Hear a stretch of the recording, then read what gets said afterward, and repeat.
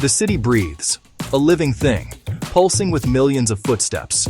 But beneath the skyscrapers, another city exists.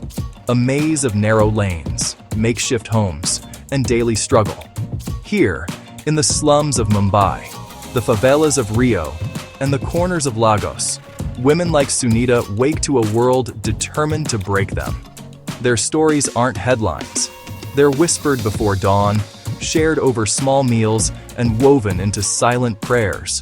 Sunita's home is a single room, kitchen, bedroom, and nursery for her 2 children. Each day, she faces dangers, unsafe water, risky walks to communal toilets, and the constant threat of being reduced to a statistic. But Sunita is not a statistic. She is hope, fear, and fierce love embodied. These women are the architects of survival in the world's harshest urban jungles. We'll walk with them, feel the dust underfoot, and hear their stories, not of grand triumphs, but of small, monumental victories. These are not tales of despair, but of resilience and courage that bloom in unlikely places. Their struggles go beyond poverty. They're about safety, opportunity, and voice. Yet, they create meaning, find joy, and hold on to hope. Their lives remind us that the human spirit is a stubborn flame, flickering even in the strongest winds. Step into their world, listen closely, and see the city through their eyes. It's a view that will change you. Their stories begin here. For women in the urban underbelly, every day is a battle against their environment. Dirt and filth seep into everything: homes, clothes, skin, while open gutters threaten disease. Water is precious and risky, often carried long distances and clouded with impurities. Shanties are fragile. A monsoon or stray spark can erase everything in minutes.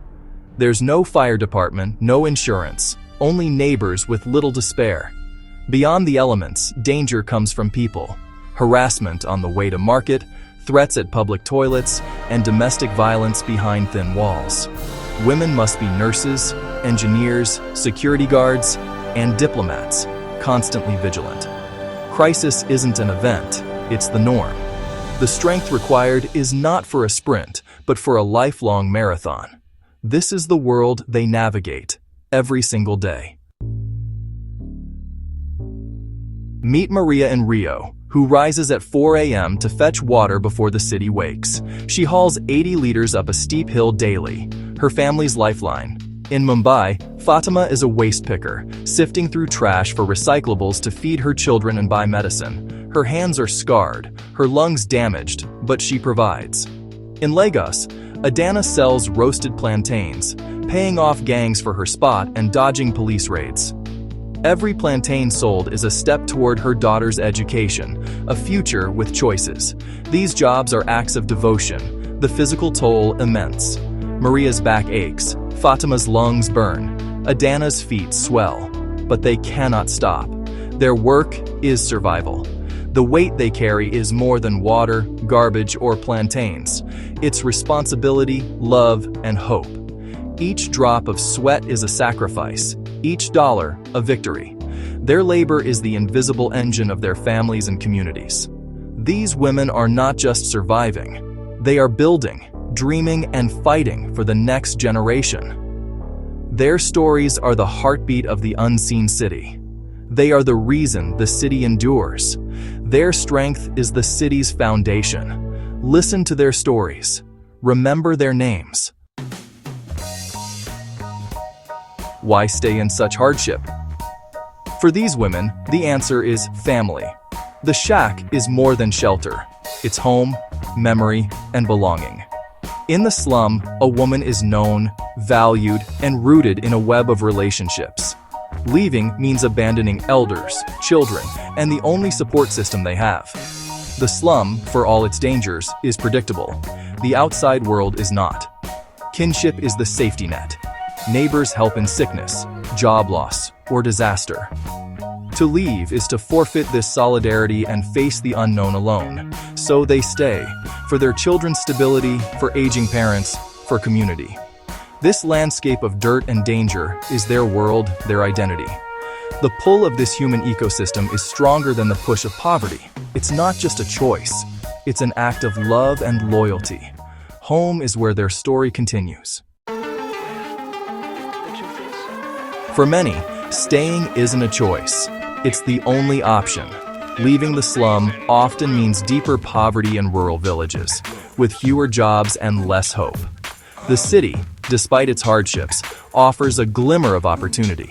Financial barriers are immense. A bus ticket can cost a month's wages. Without money, skills, or documents, moving risks homelessness and greater danger. Social and cultural barriers bind women to their place. Leaving can mean shame or vulnerability. Most have little education, no formal skills, and no access to the formal job market. The walls that trap them are built from poverty and tradition. The choice to stay is an illusion. There is nowhere else to go. They endure because they must. In the absence of official support, women create their own safety nets. They form childcare cooperatives, trusting neighbors to watch children so they can work. Informal savings clubs, chits or susus, let them pool money for emergencies or small businesses. Information flows freely, where to find cheap food, free vaccines, or honest employers.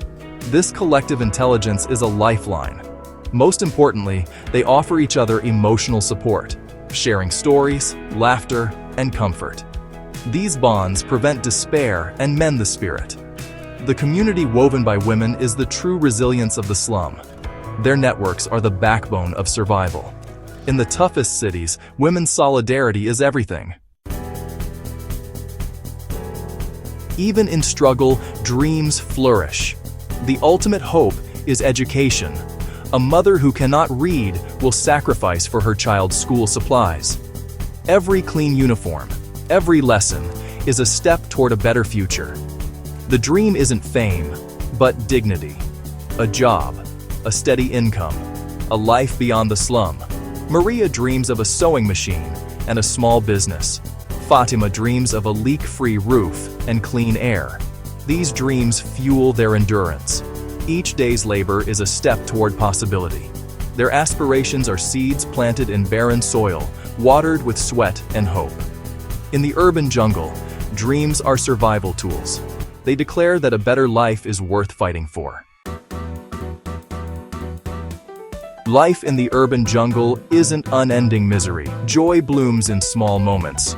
Children's laughter, a shared cup of tea, a festival's colors. Women celebrate victories, haggling for vegetables, finding a usable chair, a child's fever breaking. These moments replenish the spirit and affirm their agency.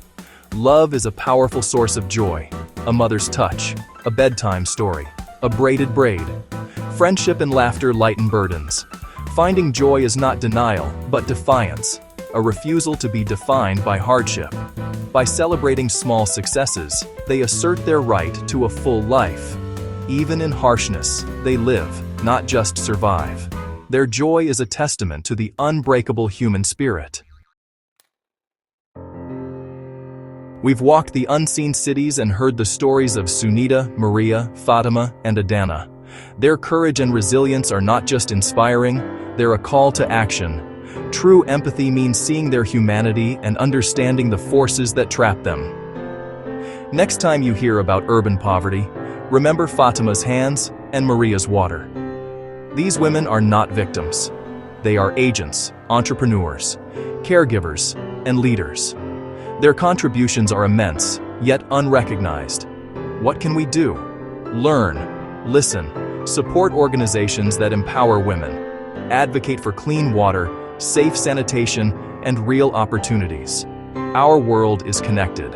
Their story is our story. Carry their voices with you. Let their strength inspire and challenge you. Every woman's story deserves to be heard.